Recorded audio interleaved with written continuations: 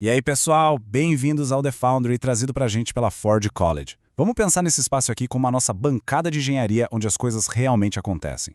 Hoje, o nosso foco é pegar tudo aquilo que a gente discutiu na trilha de Wallets, Account Abstraction e Key Management e transformar numa planta baixa, um guia prático mesmo, fechando com chave de ouro essa introdução à integração de Bundlers e Paymasters. Se aquele último conteúdo sobre eficiência de custos preparou o terreno, agora a gente vai conectar todas as pontas e construir a fundação exata para a implementação. Vamos nessa!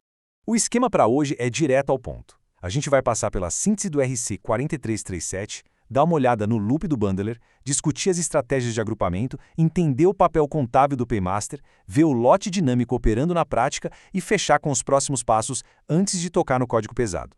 Bom, começando pela seção 1, a síntese do RC 4337, a nossa visão geral de montagem. Basicamente, o chão de fábrica da nossa operação.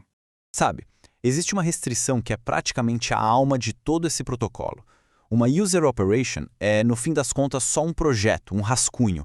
Ela não é uma transação canônica, real na rede, até que os trabalhadores dessa nossa linha de montagem, que são os bundlers, peguem isso, processem e empacotem para o entry point. É exatamente nesse ponto mágico que a abstração de contas ganha vida no estado da blockchain. Indo para a seção 2, o loop do bundler. Vamos dar uma olhada no núcleo desse motor. Tudo se resume a um fluxo com 4 passos mecânicos e repetitivos: coleta, validação ou simulação, agrupamento e, finalmente, a submissão. Primeiro, a gente busca as operações que estão lá pendentes. Depois, simula tudo para garantir que não vai dar dor de cabeça, agrupa as operações de um jeito eficiente e manda ver na submissão via RPC. É um ritmo super metódico, não tem erro. E o grande segredo para isso funcionar no longo prazo, manter tudo perfeitamente modular. E por que isso importa tanto? Porque com as peças separadas dá para encaixar coisas novas, como a variação complexa de um Paymaster ou quebrar um lote que deu erro sem derrubar toda a nossa fábrica. Essa ideia de isolar os componentes é o padrão de ouro que a gente sempre reforça lá nos programas da Ford College quando o assunto é arquitetar para testes. Beleza, chegando na seção 3, estratégias de agrupamento. É a hora de fazer aquele ajuste fino na nossa máquina. Aqui, a gente tem um duelo clássico de engenharia. De um lado, tamanhos estáticos. Eles são incrivelmente previsíveis, excelentes para dar aquele pontapé inicial e validar a ideia. Do outro lado, os tamanhos dinâmicos. Essa estratégia cresce magicamente de acordo com a demanda da rede, o que é fantástico para amortizar os custos. Só que tem um detalhe, é verdade que lote maior economiza muito gás por operação, mas também pode aumentar bastante a latência de quem está esperando, e pior, aumentar o raio de estrago se o lote falhar por algum motivo. É puro equilíbrio. Passando para a seção 4, o papel do Paymaster, que funciona basicamente como o departamento de contabilidade da operação. Quando a gente fala de quem vai pagar a conta, temos 3 caminhos principais. O patrocínio total é o cenário dos sonhos para o onboarding, removendo qualquer barreira financeira logo de cara. Temos também o patrocínio condicional, ideal para umas campanhas bem específicas.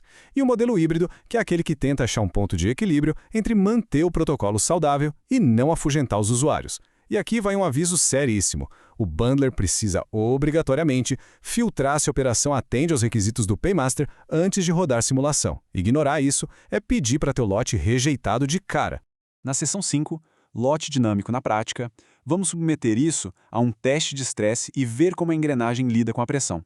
Quando a gente traduz isso para o código, o número mágico costuma ser o 2. A lógica mais segura para lote dinâmico é começar pequenininho e só escalar o tamanho de forma geométrica se o acúmulo de operações na fila for o dobro do tamanho atual, e isso tem que acontecer por pelo menos 2 checagens consecutivas. Essa regrinha simples blinda o sistema contra reações exageradas àqueles picos instantâneos que somem tão rápido quanto aparecem.